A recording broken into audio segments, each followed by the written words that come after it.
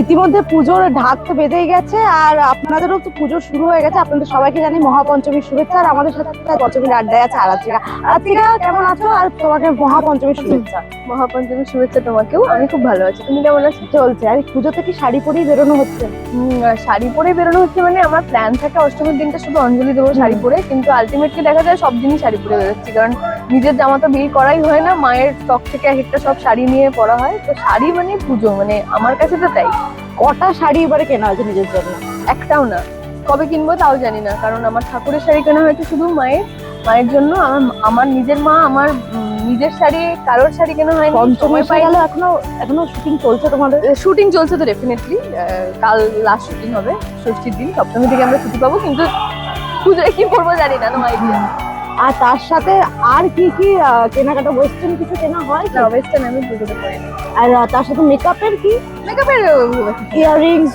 সারাদিন এত মেকআপ করে থাকি তো সেই জন্য না, আমি খুব একটা অর্নামেন্টসে বিশ্বাসী নই, মানে ভালো লাগে না আমার ওটা পড়তে। আমি নিজেও কোথাও গেলে খুব একটা যে হয়তো বড় যে দুল করি সব থেকে বেশি, আর বেশি কিছু করি না। আর ওয়াচ থাকে আমার হাতে, ঘড়ি আমি সবসময় পরি। আর চুলটা খোলাই? চুল মানে আছড়ে খোলা, মানে খোপা কিছু একটা করে নিলে হলো। হ্যাঁ, তো ওই ব্যাপারটা আমার নেই। অর্নামেন্টস কিনতে হবে কি, শাড়িটাই আমার কাছে মেন। আর টিপটা, শাড়ি আর টিপটা হচ্ছে ম্যান্ডেটরি, বাকি যা কিছু হলে হলো, না হলে না। বেশ, শাড়ি টিপ, তার সাথে একবার পুরো বাঙালি লুকে, সাবেকি লুকে। অষ্টমীর দিন তো নিরামিষ খাওয়া হয়, তার সাথে অঞ্জলিও দেওয়া হয় অবশ্যই, প্রত্যেক বছর। আর নবমীর দিন কি মাটনটা হয় বাড়িতে? নবমীর দিন, দশমীর দিনটা হয়। নবমীর দিনটাও পুজো থাকে, আমার পুজো দিই আমরা নবমীর দিন। দশমীর দিনটা আবার মাটন হয়। আর এই বছর পুজোতে অন্যান্য শো পরিকল্পনা আছে না? হ্যাঁ, প্রচুর অনুষ্ঠান আছে আমার, ক্যাম্পেন আছে, অ্যাড আছে বিভিন্ন রকম। তো সেইগুলো করতে করতেই পুজোটা কাটবে, আর বাবা মার সাথে তো ঘোরাঘুরি আছে। ঝাড়গ্রামের পুজোটা মিস করে আরাত্রিকা? মিস বলতে দেখো, সবকিছুরই তো একটা মানে মনে থাকার, মিস করার ব্যাপার আছে ডেফিনেটলি মনে হয়, কিন্তু মানে আমি যে খুব বেশি যে একেবারে মানে ওটার জন্য খুব ইয়ে করি, মানে যে ওখানে যেতে হলে না, ওটা নয়, তা নয়। কারণ আমি তখনও খুব এনজয় করেছি তখনের মতো, এখনের মতো খুব এনজয় করছি। কাজেই সব জিনিসকে আমরা ভালো হয়ে থাক মনের মধ্যে, কিন্তু যে ঝাড়গ্রামে যেতে চাই পুজোতে সেরকম কোনো ব্যাপার নেই। আমি একা যে এখানে আছি তাও না, আমার বন্ধু বান্ধবীরাও নিজেদের পড়াশোনার জন্য, কাজের জন্য বাইরে আছে কোথাও কোথাও। আমরা কেউ মানে ওই মজাটা আর পাবো না জানি, কারণ ওই জিনিসটা হয়তো এখন অন্য জনের, আমাদের যারা এখন ওই পাড়ায় থাকে তারা মজা করবে, কিন্তু আমাদের সবাই এখন আলাদা হয়ে গেছি না ডেফিনেটলি। তো আমরা বাইরে এখন এই মজাটা করছি আলাদা করে।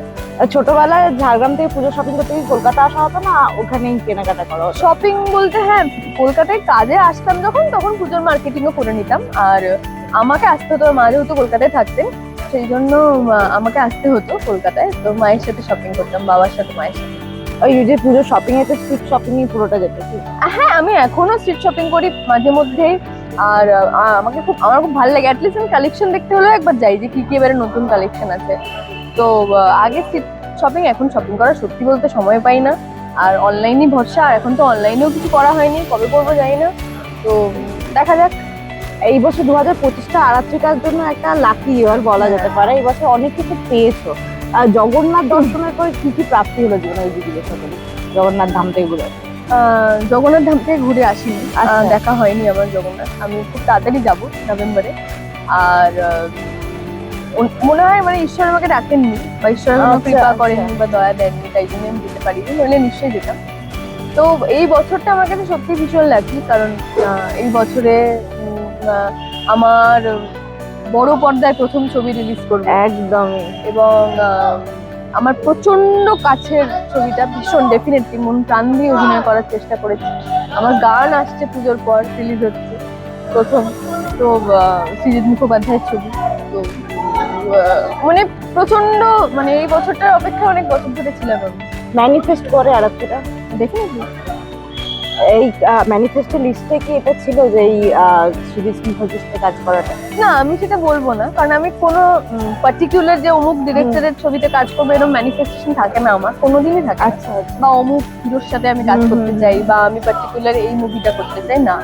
আমার লাইফে নিজের, আমার মনে হয় যে আমরা যা বলি সেটাই ম্যানিফেস্টেশন। আমি ভীষণ পজিটিভ থাকা পছন্দ করি, আমার ম্যানিফেস্টেশন ধরনটা একটু আলাদা। আমি ঈশ্বরকে ডাকি, আমি প্রে করি, আমি মনে করি যে পজিটিভ কথা বলা এবং পজিটিভ ভাবাটাই সব থেকে বেশি বড় ম্যানিফেস্টেশন। এত বছর তো ইন্ডাস্ট্রিতে হয়ে গেল, এই ইন্ডাস্ট্রি থেকে অনেক বন্ধু এসে অনেক বন্ধু চলে গেছে, কখনো মন খারাপ হয় এসব ভেবে? ভীষণ ভীষণ মন খারাপ হয় আরাত্রিকা আমাকেও। কি এখন ইমোশনাল হচ্ছে? হ্যাঁ প্রচন্ড, তবে আগের মতো ভ্যা করে আর কাঁদি না লোকজনের সামনে। এখন অনেক বেশি ম্যাচিওর হয়ে গেছে, অনেক বেশি বড় হয়ে গেছে, আগে ফিল করতে পারি। কারণ আমার লোকজন যারা আমার সাথে মেশে তারা নিজেরাই বলেন তুই চেঞ্জ হয়ে গেছিস। কারণ প্রচুর বেস্ট ফ্রেন্ড বানিয়ে নিয়েছি এখানে। বেস্ট ফ্রেন্ডটাও মানে চোখের সামনে ভাসে। যাই হোক, তো দেখি আর কি, যে ঠিক আছে চোখের সামনে দেখতে পাই অনেক কিছুই ভালোই লাগে। বন্ধু এসেছে, দিদি এসেছে, বোন এসেছে, দাদা এসেছে, অনেকেই এসেছে। আমি বলবো না যে সব, মানে ডেফিনেটলি সবার সাথে সম্পর্ক রাখবো না, এখনো অনেকজন আছেন আমার বন্ধু বান্ধব। আর নতুন নতুন প্রজেক্ট, নতুন নতুন বন্ধুত্ব শুরু হচ্ছে, এগুলোও ভালো লাগছে দেখে। পুরনো, খুব পুরনো কিছু জন তো মনের মধ্যে থেকেই গেছে বন্ধুত্ব, তবে সবসময় তো সবাই থাকে না জীবনে, এটাই হচ্ছে ব্যাপার। এটা একটু মানিয়ে নিয়ে চলতে শিখে গেছে আরাত্রিকা। হ্যাঁ। আর এখনো যে পুজোতে বেরোলে আমরা একটা জিনিস করি যে বলো ফুচকা খাওয়া, এগুলো খাওয়া, আরাত্রিকার এই লিস্টে কি কি থাকে খাবার? খাবার অনেক কিছুই থাকে লিস্টে। বাইরের খাওয়া দাওয়া তো থাকেই, ফুচকা, ডিম, ব্রেড, সেই তো সেটা অন্য এক্সপিরিয়েন্সও আছে, এখন শেয়ার করতে গেলে দেরি হয়ে যাবে। কিন্তু খাওয়া দাওয়াটা জমিয়ে, মানে বাড়িতে নাড়ু ফাড়ু বানাবে মা, মাটন বানাবে, আর বাইরে আমরা খেতে যাবো একসঙ্গে, ফ্যামিলি টাইম কাটাবো, এটাই সব থেকে বড়। যেটা সারা বছর হয় না আসলে। না সারা বছর কেন, মানে কোনো একটা ভালো ওকেশন শুধু দুর্গাপুজো ছাড়া বাবা মার সাথে থাকাই হয় না। এই বছর পুজোতে 4টে সিনেমা মুক্তি, আরাত্রিকার কোনটা দেখতে যাওয়ার জন্য এক্সাইটেড? ডেফিনেটলি পুজোতে, আচ্ছা সরি লহ গৌরাঙ্গের নাম দে, মানে এখন মুখে শুধু লহ গৌরাঙ্গই চলবে। পুজোতে হ্যাঁ। আমি বলবো না। গুম্বাদা, না, না, দেবদা, না, আবিদা, না আমি কোনো রকম কোনো ইয়েতে না, আমি সবগুলো দেখবো। সবগুলো 4 দিনে 4টে কি? 4 দিনে 4টে। বেশ, আমরা তার সাথে আরাত্রিকা ডিসেম্বরের অপেক্ষায়। পুজোটা কেটে গেলে এবারে মায়ের কাছে কি এটাই চাওয়া? চাওয়া কি সেটা বলবো না, সেটা চাওয়াটা মনের মধ্যেই থাকে। তবে আরো নতুন নতুন কাজ আসুক, দর্শকদের সাথে কি বলবে পুজোর বাকি কটা দিন বাকি আছে কিভাবে কাটাচ্ছ? খুব ভালো করে পুজো কাটান, সুস্থ থাকুন, আনন্দ করুন, মজা করুন, হই করে পুজো কাটান, শাড়ি পরুন মনের আনন্দে। এবং একটা জিনিস, আপনি যতটুকু আনন্দ করতে পারছেন দেখুন, আপনার সাধ্য মতো। আপনার আশেপাশে অনেকের হয়তো সেই ক্ষমতা নেই, সাধ্য নেই পুজো কাটানোর মতো, তাদেরকেও হেল্প করুন। কারণ পুজোটা সবার ভালো হলে তবেই আমাদের ভালো কাটবে। কেউ একার আনন্দে কখনো পুজো ভালো কাটতে পারে না। তো মাকে খুশি করতে গেলে দেখুন সবাই মিলে যেন খুশি হতে পারে।